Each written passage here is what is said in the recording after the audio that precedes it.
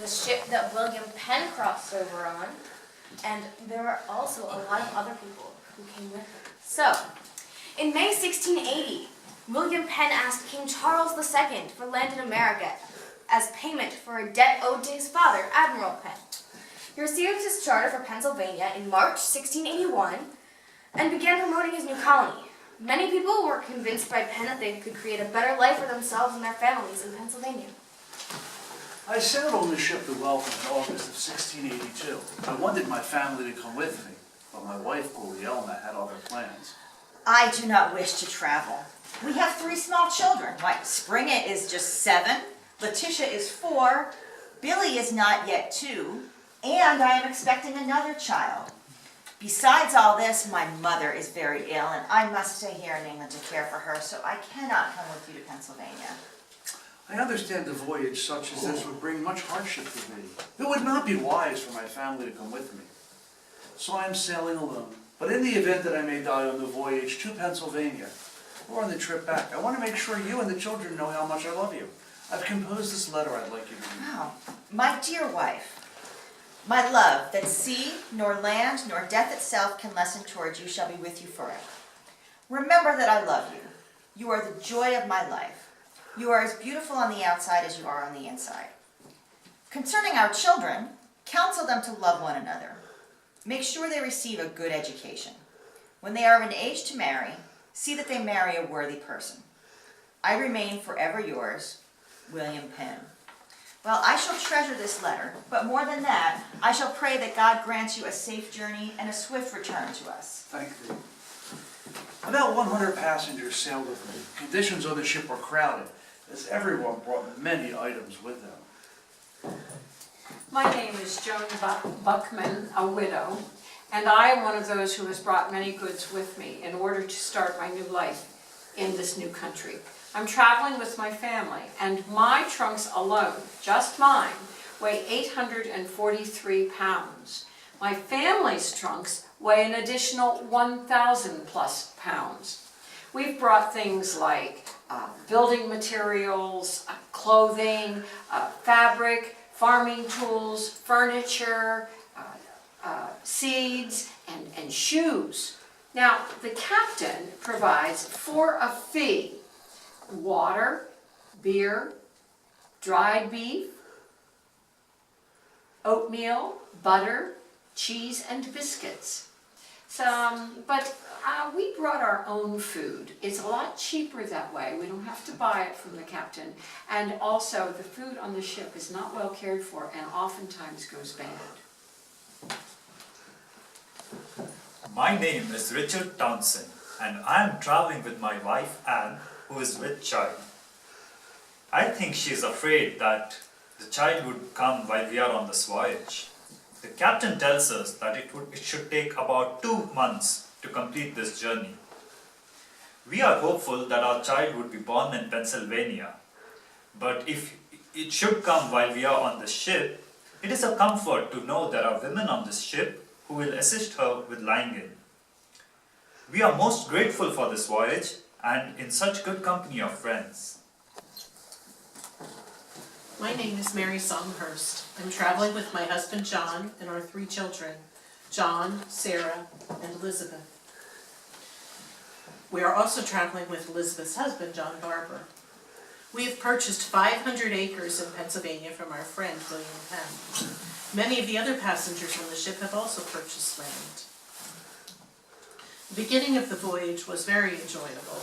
We spent much time in worship and in good conversation with the other passengers on the ship. We saw whales and dolphins off the side of the ship.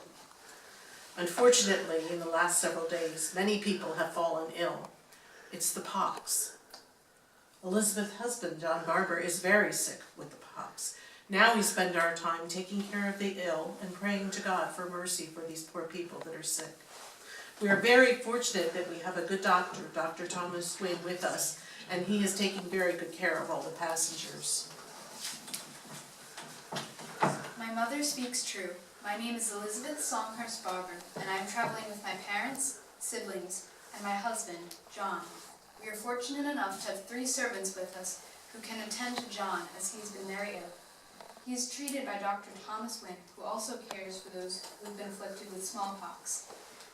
Despite these troubles, I am hopeful that John is merely having a bout of seasickness. And I am Dr. Thomas Wynn. I am traveling by myself to America. My wife is coming, but she is on a separate ship. My daughters are also coming with their husbands, but they are on separate ships. And I am very glad of this, for as you have heard already, this ship is afflicted with smallpox, is with the pox. It did start but 1 week after we did leave land, when one passenger did come down with a fever, and we hoped it was but that, but then several days later he did come out in red spots and died 3 days later in agony. And I did urge all the passengers to drink copiously of tar water, which, as you all know, is a sovereign preventative for pox. But despite this, every passenger, except those who had already had the pox, have now come down with the pox. Those of us who are not touched by it are taking care of them. The governor, who has already had the pox, is working tirelessly to care for the afflicted. I fear many of the passengers will not live. It saddens me to see so many of my friends dying. And as you can see, John Barber is quite ill. And I am John Barber, and I do have the smallpox. It started with a fever and then grew worse each day. I have many red spots all over my body. They are getting very, very red and close together. I'm also drooling a lot, like a big dog. Dr. Wynn has told me that these signs are not good, and I have written a will in case of my death. I am Mary Rockford. Much time has passed since we did leave London, and the crew tells us that land is near. I believe it is so because there is a smell of pine in the air. I am glad because this has been a most difficult voyage. My daughters Mary and Grace and my brother Thomas have all passed away from the pox. And my husband Dennis, he is suffering from scurvy. Some of his teeth have fallen out, and the rest are so loose he cannot even bite down on a biscuit. Dr. Wynn has asked the captain to share some lemons with him, so that might be a cure, and we are very hopeful. After a voyage of almost 2 months, the Welcome landed at Newcastle in what is now Delaware on October 28th, 1682, and arrived the next day in Pennsylvania. By then, 31 passengers had died of smallpox.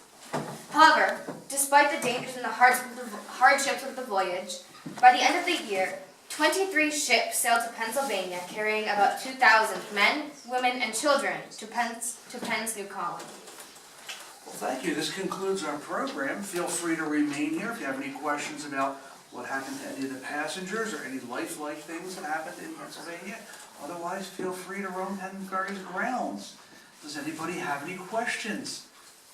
Except for the lady with the walkie-talkie. She probably has more answers than we do. That's true. If you ask questions we can't answer. Because she's the one. No, yes, young man. How many people total probably got struck down with the pox? Well, in this particular voyage, 31 passengers, about a third of them. Okay, Out of 100. Yeah, thank you, out of 100. I can't speak in general, but okay. Which was a high proportion for a ship. It was. It was, okay, Typically, you'll lose 1 or 2 passengers. okay. Other questions? No questions? I died. I Narrator I was died saying from the good great and greater things. smallpox. What a book! She narrated old Disney films. How many people died on the voyage? I just tried to say 30. Okay. So everybody who got smallpox died? Oh, I don't know if that's the case. Well, if the whole ship had Most smallpox. people didn't die, but it was probably a mortality of, 60%. Over 60%. It's pretty high. So how many total were on the ship? 100. Oh, 100. From 30 died, and we actually don't know how many were immune because they had smallpox before. We don't know that number. They would never just like you start getting some smallpox symptoms, they just chuck you overboard to save Afraid everybody else. not. Well, by that time it would be too late anyway. Yeah. Yeah, because I never thought of that. But now we are. Next time you sail, roll over that. Other questions? That's rough. Well, please visit Pennsbury Manor often, frequently. We have programs, every week. And Holiday Nights is very special. Yes, sir. What exactly was tar water? I will leave that to the good Good doctor. question. tar water was something that was produced commercially in America, places where there were lots of pine trees. You concentrate pine pitch and you treat cordage with it, ropes, and it would make them more resistant to rot. Because these ships depended on roping for everything, all the sails. They would put pitch on the sails too. Now it's got a very strong flavor, and doctors figured that it was so strong it's got to be good for something. So that was tar water. So like what, could you describe what it may have tasted like? Was it like sweet, like syrup? Performance, you would have found out. It was like sucking on pine needles. Oh, okay. He said he was gonna try it, we told him he'd tell us what it's like. Oh, okay. This time of year, can I really find any viable pine needles? Yeah. So then were all the ships approximately about the same size as like the Mayflower too? Oh, I think this was a little larger than the Mayflower. Dr. Wynn? What's the Dr. ordinary Wynn size? isn't sure of the answer to this. I'd say they were, I actually don't know. But more than 150 people on a ship was very unusual. Well, some had as few as 40 or 50, Yeah, depending on the size of the ship. I'm thinking there'd be a lot of people for that size of ship. They were crowded together. They were.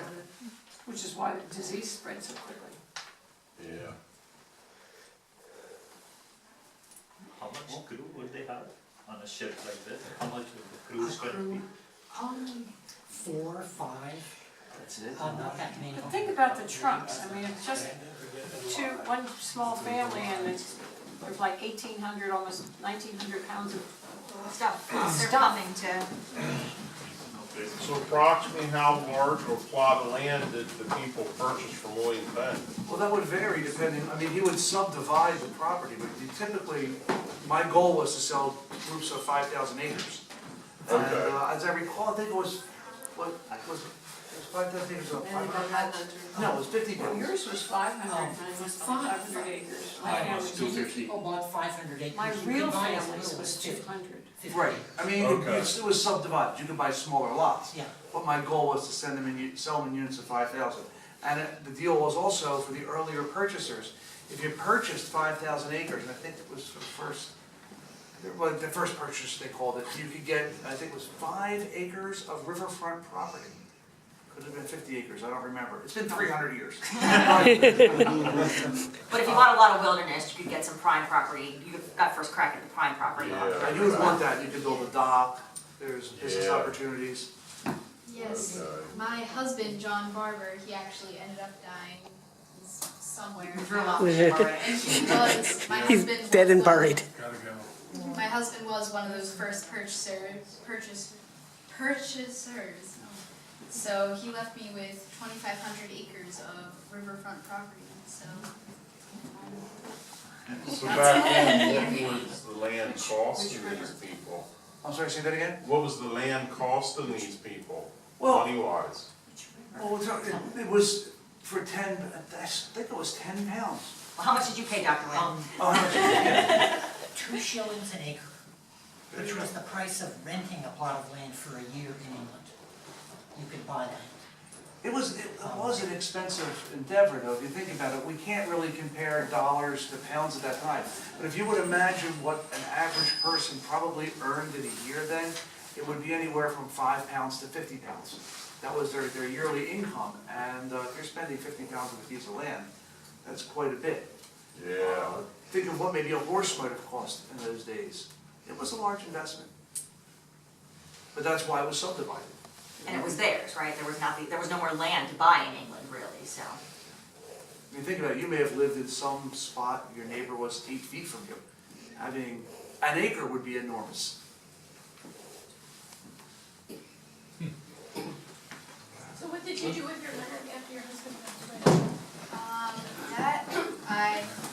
It's been, like Governor Penn said, it's been 300 years. I'm not exactly sure.